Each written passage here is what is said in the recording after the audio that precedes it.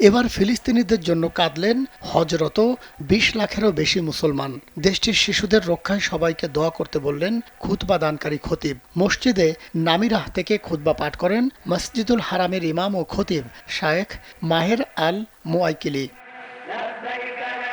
খুতবায় তিনি বলেন, যুদ্ধের কবলে পড়ে ফিলিস্তিনের মুসলমানেরা বিপর্যস্ত। তাদের খাবার পানি বিদ্যুৎ নেই। তারা পৃথিবীর সব ধরনের সুখ থেকে বঞ্চিত। তাদের জন্য দোয়া করুন। বিশ্ব মুসলিমের কাছে এটা তাদের অধিকার। সংবাদ মাধ্যম আরব নিউজ এই তথ্য জানায়। এই খুতবার সময় যুদ্ধ বিপর্যস্ত এই জনপদের মানুষকে রক্ষার জন্য পরম করুণাময় আল্লাহর কাছে প্রার্থনা করেন তারা। হজের খুতবায় ফিলিস্তিনিদের জন্য এমন দোয়ার আয়োজন বিরল ঘটনা। শনিবার ইসলামের নির্দেশনা অনুযায়ী ৯ জিলহজ হাজিরা আরাফার ময়দানে অবস্থান করছেন। তাদের পদধ্বনিতে মুখরিত হয়ে উঠেছে আরাফার ময়দান। হাজিরা নিজেদের মতো আল্লাহর দরবারে গুনাহ মাফের জন্য কান্নাকাটি করছেন।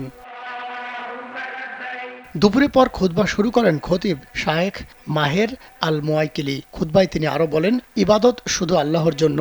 যে ব্যক্তি তাকওয়া অবলম্বন করবে সে এমন জায়গা থেকে রিজিক পাবেন যা তার কল্পনারও বাইরে।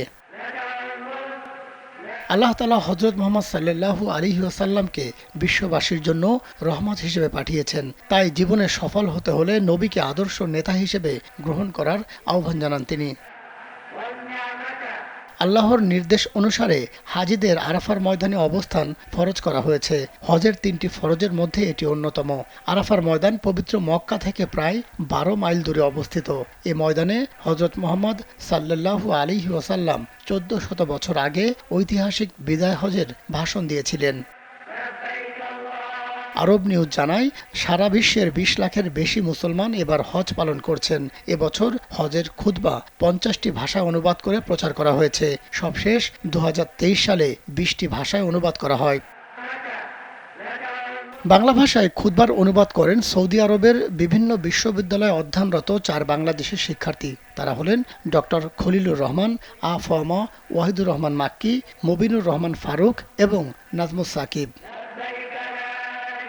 মাহমুদ সোহেল, কালবেলা।